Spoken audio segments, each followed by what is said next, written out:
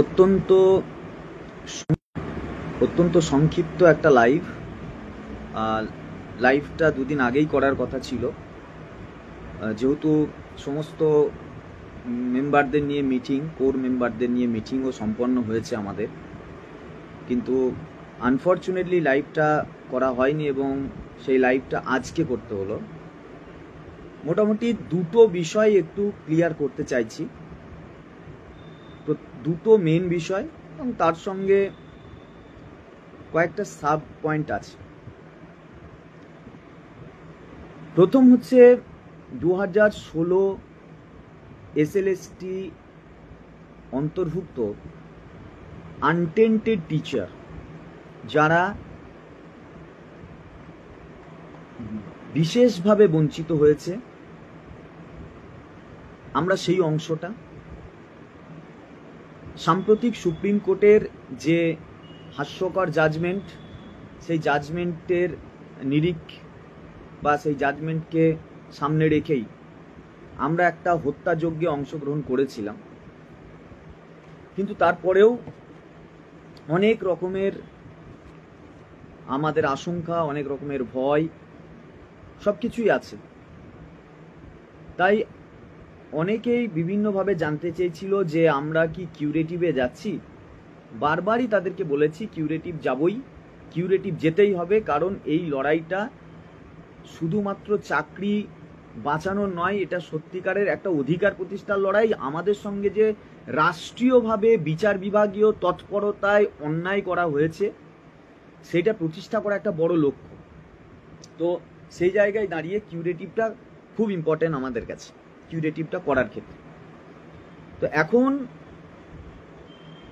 একটা জিনিস, যে আমরা ইতিমধ্যে এসএলপি করেছিলাম, রিভিউ করেছিলাম, কিউরেটিভেও প্রস্তুতি আমাদের পুরোপুরিভাবে সম্পন্ন হয়েছে। কিউরেটিভের ক্ষেত্রে আগে অন্যান্য ক্ষেত্রে কি হতো, একজন এওআর থাকতো, এওআরকে দিয়ে আমরা প্রথমে এসএলপি করাতাম, এসএলপি সাবমিট হতো, আমরা সিনিয়র অ্যাডভোকেটকে এনগেজ করতাম। এটার ক্ষেত্রে বিষয়টা পুরো আলাদা। এটার ক্ষেত্রে প্রথমে সিনিয়র অ্যাডভোকেটকে জোগাড় করতে হয়, সিনিয়র অ্যাডভোকেটকে সাইন সার্টিফিকেট দিতে হয়, কারণ আমি কিউরেটিভ করতে যাচ্ছি মানে আমাকে প্রতিষ্ঠিত করতে হবে যে বিচারকরা আমাদের এই জাজমেন্ট দিয়েছেন তারা পলিটিক্যালি বায়াস ছিল বা যে কোনোভাবে বায়াস ছিল, প্রি ডিটারমাইন্ড ছিল। আর এটা অস্বীকার করার কারণ কিছু নেই যে এটা প্রি ডিটারমাইন্ড জাজমেন্ট। এই জাজমেন্টটা যদি আমাদের ওয়েস্ট বেঙ্গল ছাড়া অন্য কোনো রাজ্যে হতো, জাজমেন্টটা অন্য হতো, একদম সরাসরি বলা ভালো। তো এই প্রি ডিটারমাইন্ড জাজমেন্ট যে বায়াস এবং পলিটিক্যালি বায়াসড, সেই জন্য আমরা মোটামুটিভাবে কিউরেটিভের তৎপর এবং বিভিন্ন যে সিনিয়র যাদেরকে অ্যারেঞ্জ করতে হয়, কারণ সব সিনিয়র এখানে তাদেরও মেরুদণ্ডের অভাব থাকে, তারা আমাদের কাছে লাখ লাখ টাকা নিলেও তারা ওই যখন কিউরেটিভ ফাইল করতে হয় তখন সার্টিফিকেটে সই করতে গেলে অনেকের কাঁপে আর কি। যাই হোক, আমরা আমাদের সেই অ্যারেঞ্জমেন্ট করেছি, কিউরেটিভ আমরা করছি। এবং যেটা খুব মানে ভালো করে বলতে চাইছি এবং শুনবেন প্রত্যেককে, কিউরেটিভ পারপাসে জেলা ভিত্তিক কিন্তু গ্রুপ তৈরি হচ্ছে। আপনারা প্রত্যেককেই আপনাদের যারা জিএলআর দায়িত্বে ছিলেন সেই জেলার নেতৃত্ব আমরা আরেকবার নামগুলো রিপ্লেস করে সুন্দর করে দিয়ে দিচ্ছি। জেলার দায়িত্বে থাকা ব্যক্তিত্বদের সহযোগিতায় জেলা ভিত্তিক কিউরেটিভের যে টিম মানে গ্রুপ, সেই গ্রুপটা তৈরি হচ্ছে। আজকের মধ্যেই আপনারা আপনাদের যারা জেলায় দায়িত্বে ছিলেন তাদের নামগুলো আরেকবার আমরা দিয়ে দেব জেলা ভিত্তিক, সেখান থেকে কিউরেটিভের জন্য আপনারা সকলেই জয়েন করে যাবেন গ্রুপগুলোতে। এটা গেল কিউরেটিভ সংক্রান্ত আপডেট। এবার দ্বিতীয় হচ্ছে যে আজকে একটা আন্দোলন হয়েছে, ভালো আন্দোলনের বিষয়গুলো আমরা শুনেছি। যারা আমাদের বন্ধু বান্ধব বা আমাদের থেকে জুনিয়র যারা অংশটাও আছে, যারা ফ্রেশার্স, যারা প্রথম পরীক্ষা দিচ্ছে, তারা কিছু দাবি নিয়ে আজকে আন্দোলন করেছে। ভালো, প্রত্যেকেরই আন্দোলন করার তো একটা অধিকার আছে, কিন্তু আন্দোলন যখন করতে হয় তখন দুটো জিনিস অবশ্যই গুরুত্বপূর্ণ থাকে।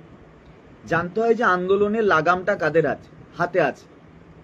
আপনারা দেখেছেন যে বারবার আমাদের আন্দোলন বিভিন্নভাবে অন্যরা নিয়ে লাগাম টানাটানি করার চেষ্টা করেছে, কিন্তু আন্দোলনের লাগামটা যদি অন্যর উস্কানিত হয় তাহলে আন্দোলনটা ঠিক পথে যায় না। তাই দেখতে হবে আন্দোলনটা কারো উস্কানিতে আন্দোলন হচ্ছে কিনা, এবং সেই আন্দোলনটা যথার্থভাবে দিনের আলো দেখতে পাবে কিনা, এটা। আর দ্বিতীয় হচ্ছে আন্দোলনটা দাবিটা কি, সেই দাবি নিয়ে আন্দোলন হোক, এটা নিয়ে কোনো অসুবিধা নেই। যে কটা দাবি উঠে এসছে তার মধ্যে একটা হচ্ছে যে গেজেট মানে এক্সপিরিয়েন্স নাম্বার দেওয়া যাবে না ইয়ের আগে, ইন্টারভিউ ডাকার আগে, কল ফর ইন্টারভিউ ডাকার আগে, এটা একটা দাবি।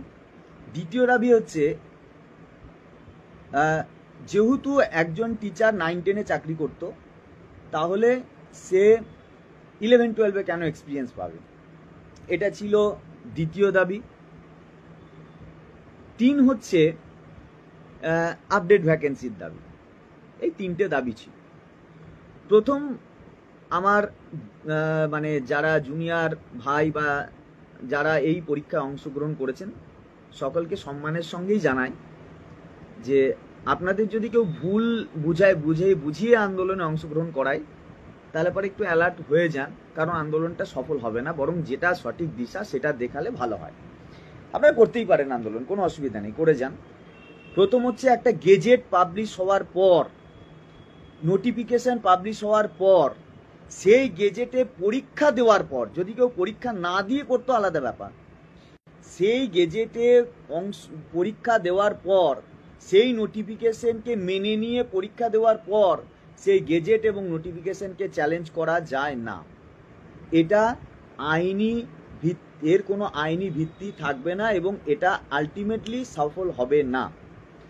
তাই যদি আইনিভাবে কেউ ভুল বোঝায় এবং নিজেকে খুব বড় হুনু লয়ার ভেবে ভুল বোঝায় তাহলে আলাদা ব্যাপার। একদম পরিষ্কার বলে দিচ্ছি, আমি একদম খোলামেলা বলি, বিচার বিভাগের বিরুদ্ধেও বলি, আমি একদম সরাসরি বিচার ব্যবস্থার বিরুদ্ধে বলি। আমার যদি জেল ফাঁসি দিয়ে দেয় তবু ভয় খাওয়ার ছেলে আমি না, একদম পরিষ্কার বলে দিচ্ছি। হ্যাঁ, ওই আমারও যদি 2-4টে বিচারক ছাত্রছাত্রী থাকতো আমিও ওইরকম ভুলভাল অনেক জাজমেন্ট দেওয়ার কোর্টে সিন্ডিকেট রাজ চালিয়ে নিজেকে বিরাট বড় হুনু লয়ার ভেবে বসতাম।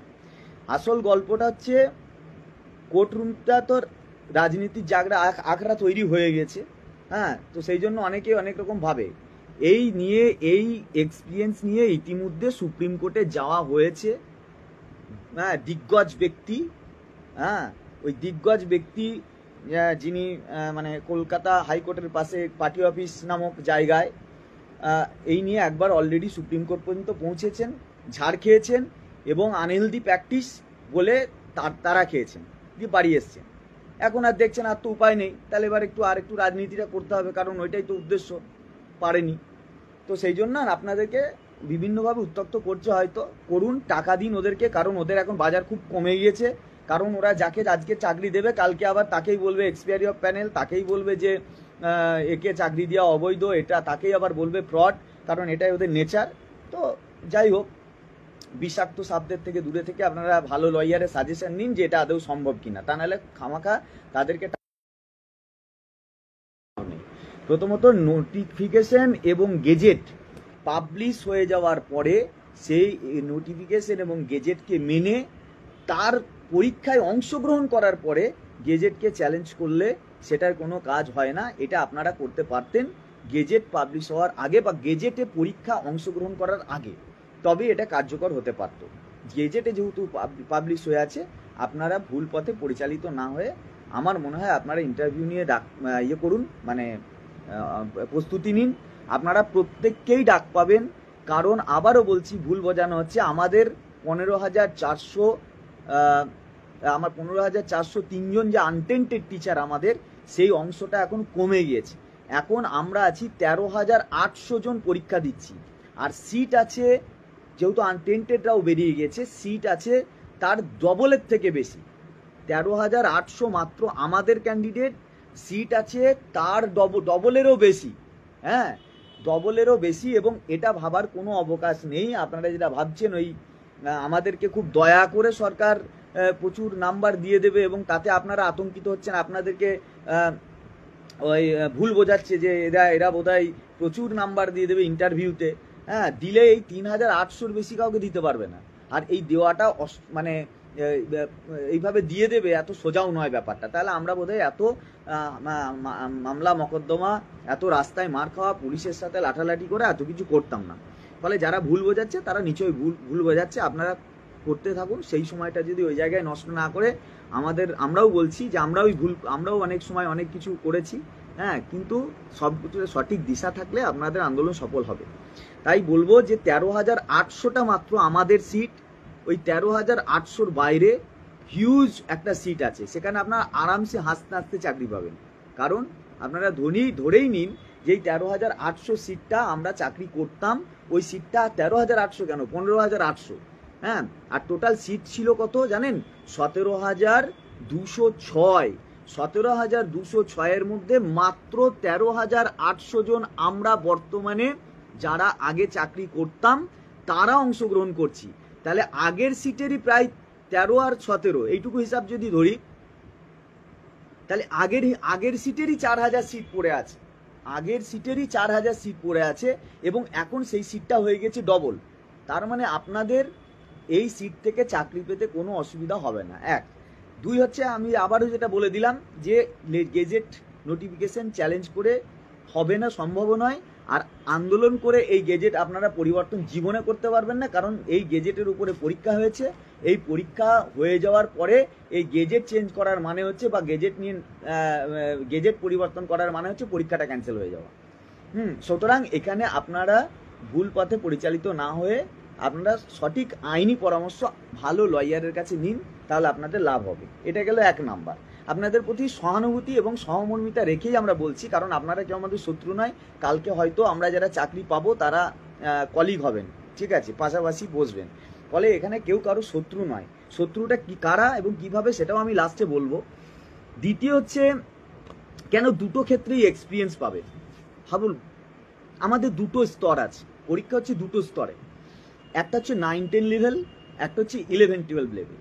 9-10 লেভেলটাকে আমরা বলছি গ্রাজুয়েট লেভেল, আর 11-12টাকে বলছি PG level, post graduate level. আচ্ছা বলুন তো, যে ছেলেটা গ্রাজুয়েট লেভেল, তাহলে হিসাব মতো তাকে গ্রাজুয়েশনের মার্কস দিতে হয়, দিয়ে তাকে অ্যাপিল করতে হয়। কিন্তু এখানে বলা হয়েছে দুটো অপশান। কেউ যদি তার উচ্চতর মার্কস অর্থাৎ পিজিতে বা এমএতে যদি বেশি নাম্বার পায়, তবুও সে গ্রাজুয়েশন দিয়ে চাকরি করতে পারবে। আর পিজির ক্ষেত্রেও তাই। তাহলে পিজি এবং গ্রাজুয়েট এই দুটো, মানে পোস্ট গ্রাজুয়েট বা 9-10 বা 11-12, এই যে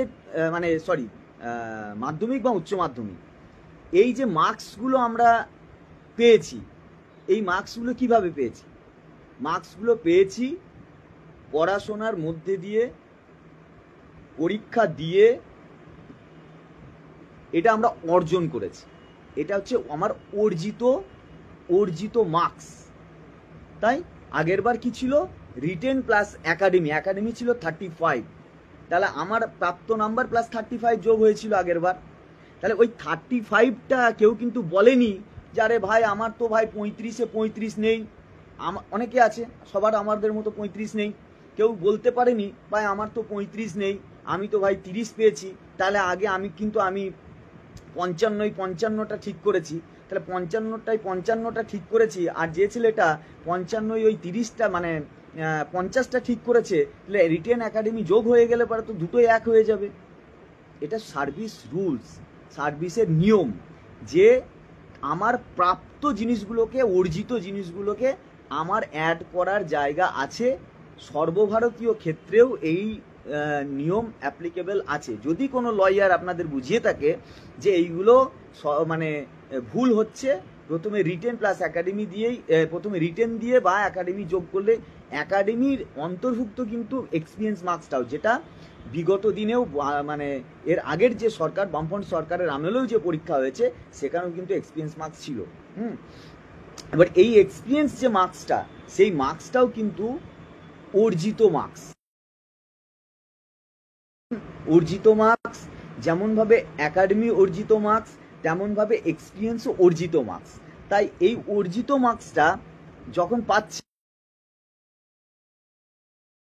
চাকরি করে, তার মানে সেই ছেলেটাও যেমন অর্জিত মার্কসটাকে 9-10-এর ক্ষেত্রে ইউজ করতে পারবে, 11-12-এর ক্ষেত্রেও ইউজ করতে পারবে। তো এই একাডেমিকটা এক্সপিরিয়েন্স মার্কসটা সে কিন্তু দু জায়গাতেই ইউজ করতে পারবে, কারণ এক্সপিরিয়েন্সটা টিচিংয়ের এবং